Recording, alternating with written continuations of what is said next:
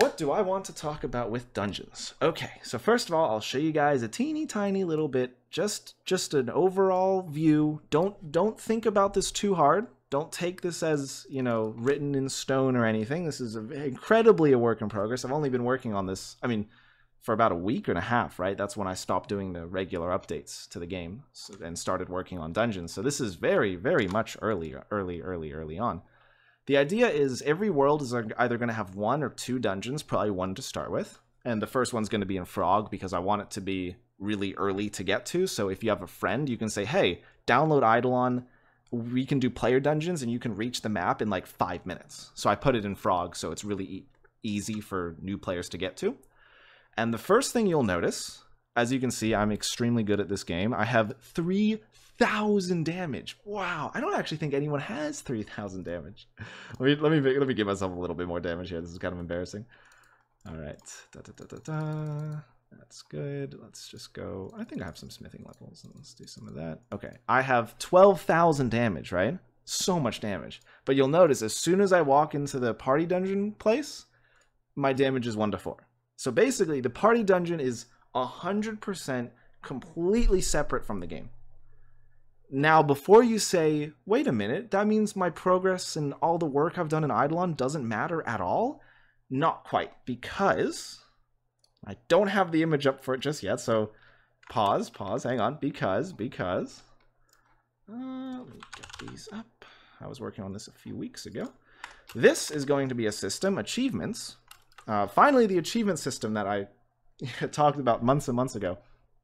Unlocking achievements, similar to something like Binding of Isaac, is going to unlock things in party dungeons. At least some of the achievements will. So the better you are at Idleon, the more achievements you'll have unlocked, and the more items you'll have to work with in party dungeons. Achievements are not in the game yet. Achievements will be in the game with party dungeons. They're going to be like a very, very, very integral feature with each other. They're going to work together a lot. So it's going to be like you play regular Idleon to unlock achievements, which will unlock certain things in party dungeons. Not necessarily better things. They'll be a little better, but more variety. Again, if you've ever played Binding of Isaac, how it works is you have a certain amount of items you collect during runs, and the more achievements you earn in that game, the more items are added to the pool to possibly get. So it'll be something like that. Party dungeons will not be a skill, kind of. So let me move on. So that's how that kind of works, and I'm gonna catch my breath here. Okay, so we just talked about items, right? For those of you who don't know, roguelikes often operate on getting different items every run. So first run you might get like a flaming sword, a hollow skull, you know, all these different things that do different things, and there's like a bunch of different possibilities of items that you can get each run. So that's what this is gonna have. Each one of these is like an item, and it'll tell you which achievement you get it from.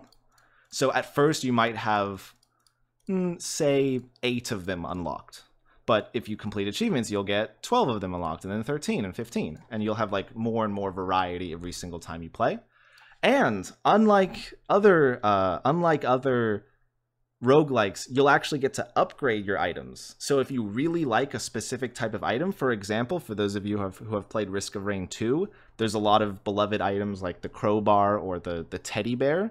For example, like the crowbar, I think, makes you do more damage if the monster is injured, and teddy bear blocks damage. I don't care about the teddy bear, but a lot of other people love the teddy bear.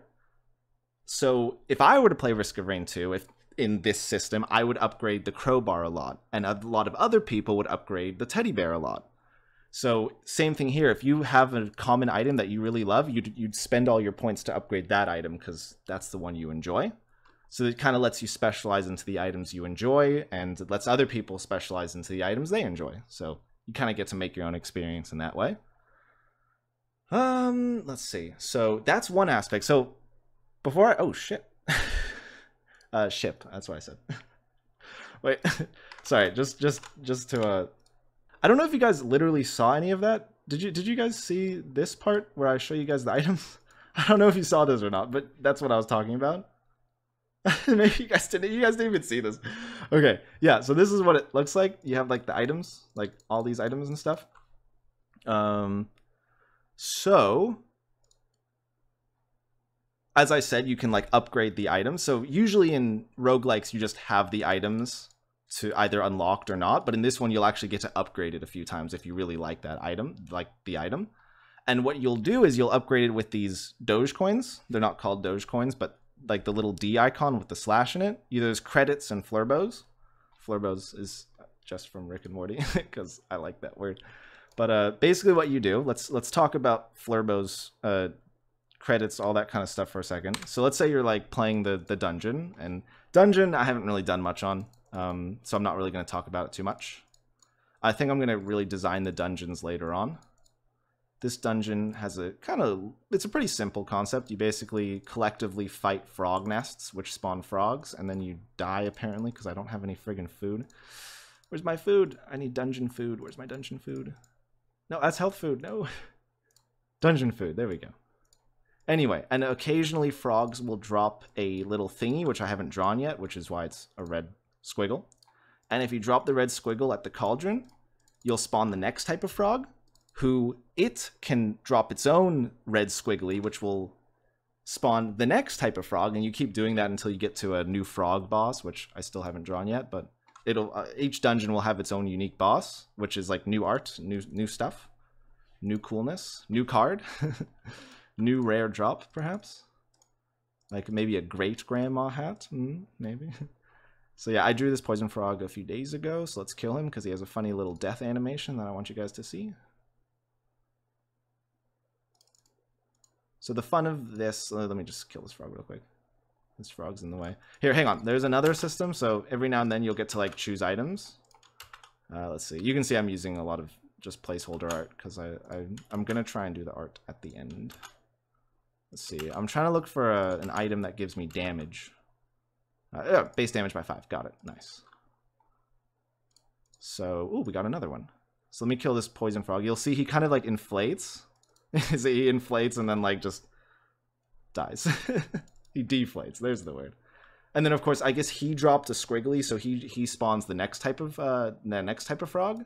And then you hope that this guy drops a squiggly, which will spawn the next type of frog. And then if you get squigglies from that one, you can summon the boss. And that's how this dungeon works right now.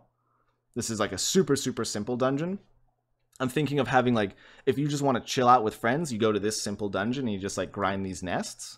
If you want to do a more complex dungeon, that's what the World 2 dungeon is going to be, which will be released with dungeons, of course. If they don't drop the red squiggly, then you got to go back to farming these regular frogs. So anyway, the whole point is sometimes, somehow, again, still kind of working this out in my head, sometimes you'll get these credits. They'll just drop credits and you just kind of use them. So I just got 4 credits, so now I have like 437. And you'll use those credits. They stay with you every run, right? They're like permanent in your account. You'd use them to, you know, upgrade your items. Like, let's see if I can upgrade this. So look at that. I upgraded my item. I really like the Stardew drop, which is different than these crappy Stardew drops. This one's special. But just say I really like this one, so I'm going to spend my credits to upgrade it. So now every single time I get that item, it would give me plus 25 instead of blah, blah, blah, whatever. So the other thing is there's stat boosts. So you can just straight up upgrade your stats. Again, I have no idea what the scaling is going to be on these, but like, you know, I can literally just get a bit more base damage. And that's what I get for, you know, doing a few dungeon runs. So, oh my god, this, did I just crash? No, I didn't. Okay. There we go. So, you know, remember when we first came in here, I was like 1 to 4 damage. Well, now I'm 4 to 13. So stuff like that, and there'll be, you know, a bunch of... I don't think I want to show you guys too much more. I won't show you guys what traits are. I won't show you guys what equipment is. But that kind of thing, where it's like you have these little bits and pieces that you get to carry through each run. But yeah. Everything is account-wide, by the way. Everything you do in dungeons is account-wide, so it does not matter who you do it on. And this guy will probably offer you some quests, maybe for some extra credits, you know? Extra credit.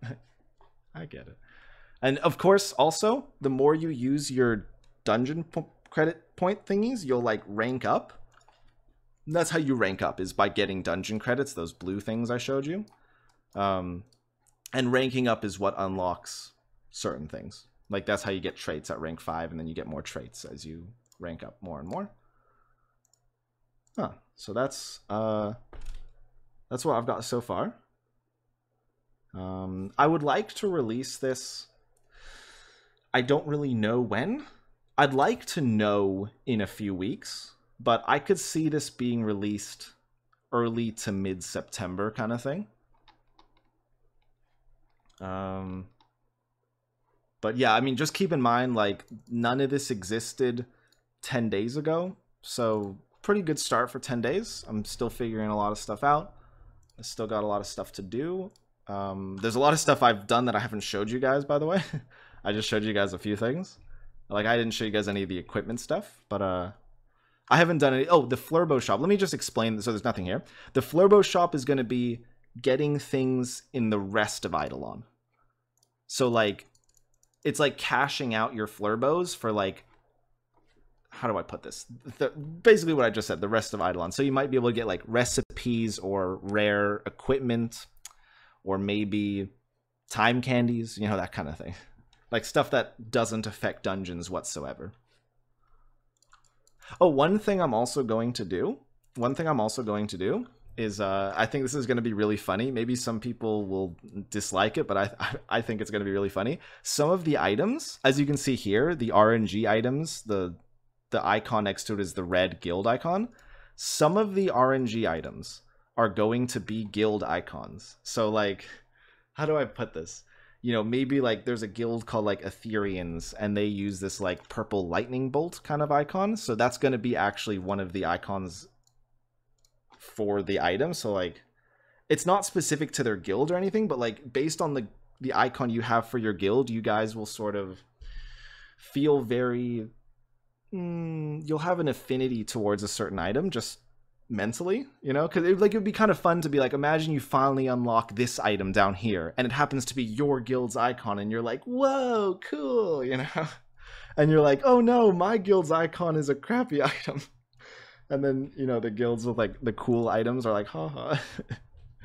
But it doesn't do anything. It doesn't matter what guild you're in or anything. I'm just saying, like, it's gonna be funny to, like, have a few guild icons thrown into the actual items. So I think that'll be kind of funny. Like, for example, this rune sword is going to be one of the items, and there's guilds with the rune sword icon, so, you know, they might feel extra good when they get that item. Let's see.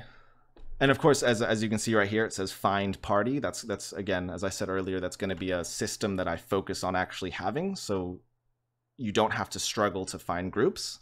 I think what I'm going to do is basically pressing the find party is going to put you in a world with other people trying to find parties, so that you don't have to, like, world hop, like, oh, where are other people? Oh, there's no one here. Let me go here. Oh, there's no one here. Let me go here. Oh, there's no one here, you know?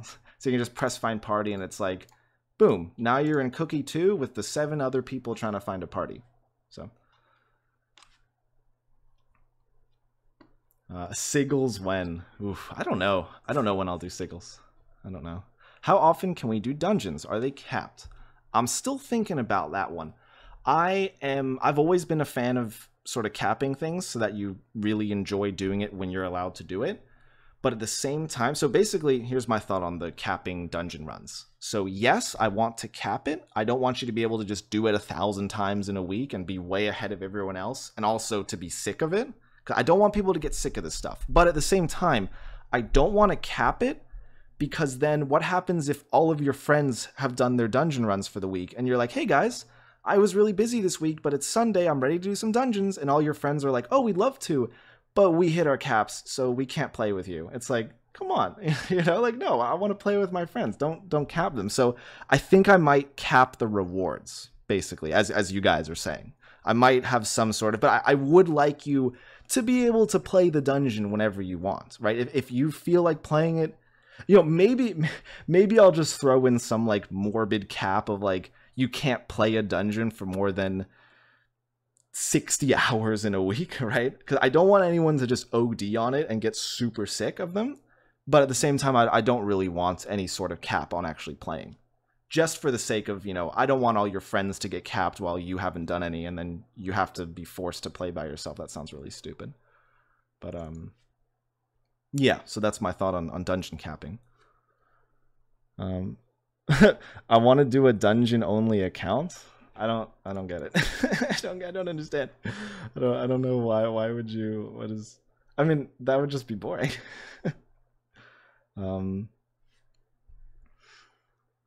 Will dungeon rewards affect main gameplay at all? Yes, yes. So first of all, as I was showing you guys earlier with the ship, remember this? I was just showing you guys this because this is the word that I said that one time. But as I was showing you guys with achievements, as I said, a lot of the achievements that you earn throughout Idleon will affect the party dungeon. There will be party dungeon specific achievements. So maybe this one is like kill the boss in the first dungeon. And completing that one will give you an award or a reward that affects the rest of Idleon. And similarly, as I was saying before, the Flurbo shop, you'll be able to spend Flurbos on the rest of Idleon. So those are the sort of outside dungeon rewards. So part of Idleon links into dungeons. Dungeons themselves kind of boost the dungeons. It's kind of like a little loop there. And then also dungeons links back to the rest of Idleon, as does most of the systems in this game. I never go back to the carpet shop. Exactly.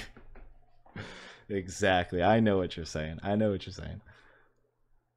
Will there be dungeon cards? Yes, I do think I will throw in a dungeon. Because so here's the thing, right? Is imagine there's 3 new bosses for dungeons. Would I put them in the bosses and nightmares section? Or for example, you guys remember, you guys saw it. Remember this guy right here?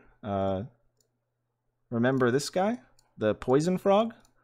Let's say he has a card. Where would I put that card? Would I put it in Worlds 1? Or should I make a new dungeon section? I feel like I should make a dungeon card set. Just because these cards will probably be really rare. You know, like for bosses normally, you can like kind of farm them. But with these dungeon ones, it's a little bit trickier because you got to find other people. You got to actually make it to the boss, which won't be a guaranteed thing. So I think a new dungeon card set and just keeps it all in a nice rhythm. Lets you be a completionist for dungeons specifically. And of course, every dungeon is going to have a nice Toad Man. Well, sorry, not Toad Guy every time, but a nice NPC specific to that. I really wanted to draw him on stream. The only reason I didn't is because I was worried about the frog. I didn't really know how to draw a frog. But I actually figured it out quite quickly because it's actually quite a simple thing. He's kind of just a blob with legs. Stick Frog should get a card. I don't think, I mean, only one NPC has a card, right? Is Bandit Bob the only guy with a card? That kind of makes sense. He is my favorite NPC. I think, oh, well, no, event ones do as well. Let's see, we got, oh, he's my favorite one. He's getting a pin. He's getting his own pin. Okay, does anyone have any questions? I wouldn't mind answering some questions before I head out, but this was a nice, succinct, to-the-point stream. I enjoyed it a lot, actually. I liked that.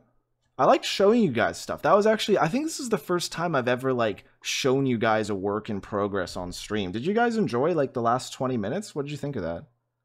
Was that, like, kind of fun to, like, because, like, who knows what this is going to look like in a few weeks, but, like, I think it was, like, it's, like, kind of cool, because it's, like, I didn't show you guys too much. Yeah, I didn't really, you know, there's not really much to show here. It's just like all filler placeholder stuff, but like just the general concepts. It's like, it's kind of cool. And don't care about it too much because again, all of this stuff may be gone. I may change it around. I may switch things up, but at the same time, it is a pretty good idea of what to expect, especially the higher up concepts of all the systems I explained. But yeah, that was kind of cool. That's kind of cool. So yeah, I guess I can show you guys a little bit today what I've been doing. Today I've been working on like how equipment is going to work within the dungeons. I won't explain this too much, but just so you guys can see like what does Lava do when he works. So I think yesterday and today I've been working out this UI. Like for example, this UI used to be like super friggin' ugly. It used to just be like, let me get this real quick. Like imagine this, like this is like boring. It's like, ugh. Whereas this is like kind of cool. It's like you got your little boxes, you got your little sections, you got this little bright colored thingy. So again, I'm not going to explain really what this is because I don't want to get into it too much, but that's what I'm doing right now. Just figuring out some UI. Then I'm going to slap this in. And then I'm going to probably start working on those achievements, actually.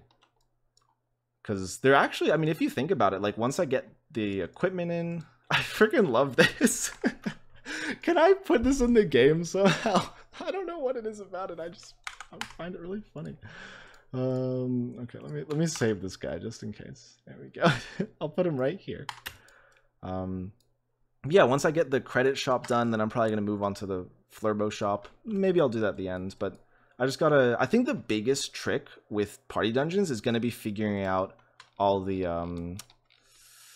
RNG items, just like what they do and what they give. Yeah, I think that's gonna be my biggest amount of time. Because that's I think it's 48 of them, 48 items, and I want them to.